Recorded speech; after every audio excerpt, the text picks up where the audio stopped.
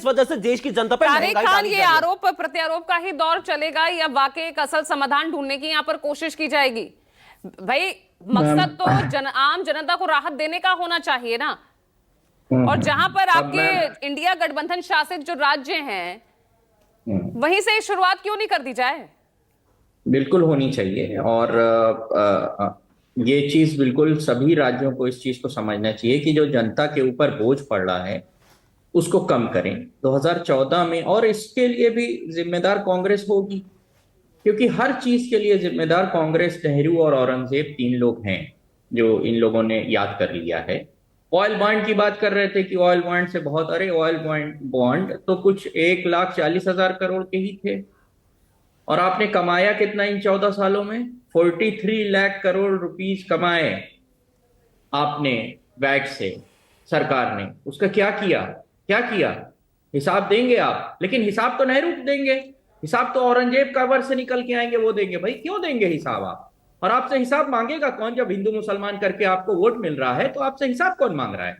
आप तो अपनी मर्जी के मालिक हैं। आपने बताया बढ़ा दिया, सारे देशों में बढ़ रहा है। अच्छा, जब यूएस में जब रशिया यूक्रेन वॉर चल रहा था तब अगर रुपीज में कन्वर्ट करें तो 91 तक वो लेके गए। लेकिन जब जैसे ही वहां की चीजें नॉर्मल हुई तो उन्होंने रुपीज में कन्वर्ट करके अगर देखें तो 68 रुपीज कर दी। अभी वहां पर फिर से अब वो जो 68 घटाया वो तो अनिला जी कह रही है ना कि भाई जब वहां पर दाम बढ़ रहे थे तो हमारे यहाँ स्टेबिलिटी थी, हमने कोई दाम नहीं बढ़ाया पेट्रोल डीजल के। अब जरूरत है, अब 100 के पार क्रूड ऑयल के दाम पहुंच गए तो क्या करें? उन्होंने घटाया भी मैम। उन्होंने जब कम हुए, जब रेट वहां, जब अंतरराष्ट्रीय कच्चे तेल की कीमत $50 प्रति बैरल हुई तो उन्होंने उसी के साथ कम भी किया। आप कम नहीं करते हो, पैसा रख लेते हो, कमा लेते हो, ठीक है भाई रख लो। अब जनता ये पूछेगी, हम लोग तो पूछेंगे नहीं क्योंकि हम लोग तो देशद्रोही हैं, लेकिन जनता ये पूछेगी कि वो जो पैसा आपने कमाया, तेल कंपनियों ने 70,000 करोड़ रुपए कमाए और 43 लाख करोड़ रुपए आपने कमाए, वो कहां गए? कहां गए? और आपने कहा कि बड़े लोगों को मैनेज करना पड़ता है। अच्छा भाई चलिए ठीक है, मैनेज किया आपने। आपने कहा मेक इन इंडिया का आपने बात की, मेक इन इंडिया होगा, मेक इन इंडिया होगा, ठीक। जीडीपी का कंट्रीब्यूशन मैन्युफैक्चरिंग में 13% 2014 में था, आज भी 13% है। टारगेट 25% रखा था आपने। और बड़ा ये जो 43 लाख करोड़ रुपए हैं, आप बताते हैं कि बहुत पंप कर रहे हैं आप मैन्युफैक्चरिंग को वो बढ़ावा देने के लिए। आपने टारगेट रखा था 25 हो गया, 13 से कुछ नहीं बढ़ा। वो शेर आगे नहीं बढ़ा, खाली वहीं खड़ा था, इंजन लगा, शेर चला नहीं।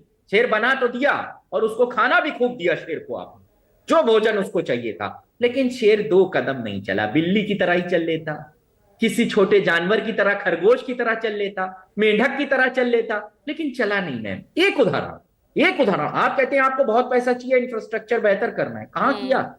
कहां किया? तो लोग जानना चाहते हैं ना, ऐसे हवा में थोड़ी ना बात होगी। लेकिन आपसे जब हिसाब मांगा जाएगा तब आप बताएंगे, तब आप तुरंत बताने लगेंगे हिंदू खतरे में। भाई हिंदू खतरे में है, सुन लो बात। तो फिर जब जैसे ही हिसाब मांगा जाता है, जैसे आज वो वक्त है जब इनसे सवाल पूछने जाना चाहिए और पूछा जा रहा है, ये मुद्दा लिए बैठे डाइवर्ट करने के लिए। अभी देखिएगा कहीं ना कहीं किसी एक पिटीशन पड़ेगी कि यहाँ नीचे भाई अगर सरकार इस मुद्दे को डाइवर्ट करने में कामयाब हो गई तो ये तो आपकी विफलता है ना फिर, कि आप उस मुद्दे को आप ठीक से उठा नहीं पा रहे हैं। नहीं, हम लोग तो उठाने की कोशिश कर रहे हैं हर पटल पे। अभी नीट के लिए कांग्रेस ने कितना बड़ा आंदोलन किया, नीट पेपर लीक के लिए। कह रहे हैं हम प्रधान जी का इस्तीफा दीजिए, तो मैम उठा रहे हैं जनता। इसी महंगाई के मुद्दे पर कांग्रेस सत्ता से भी गई थी। नहीं मैम, सभी लोगों को सत्ता से जाना चाहिए। महंगाई एक इंपॉर्टेंट चीज है। कह रहे हैं कुछ पैसे बढ़ गए, क्या हो जाएगा? अरे गरीब आदमी का पेट कट जाएगा, और पेट आप काट भैया, लेकिन इस गरीब आदमी की सोच कौन रहा है ये बताइए ना। यहाँ पर तो सिर्फ सियासत, राजनीतिक आरोप प्रत्यारोप यही हो रहा है अभिषेक तिवारी।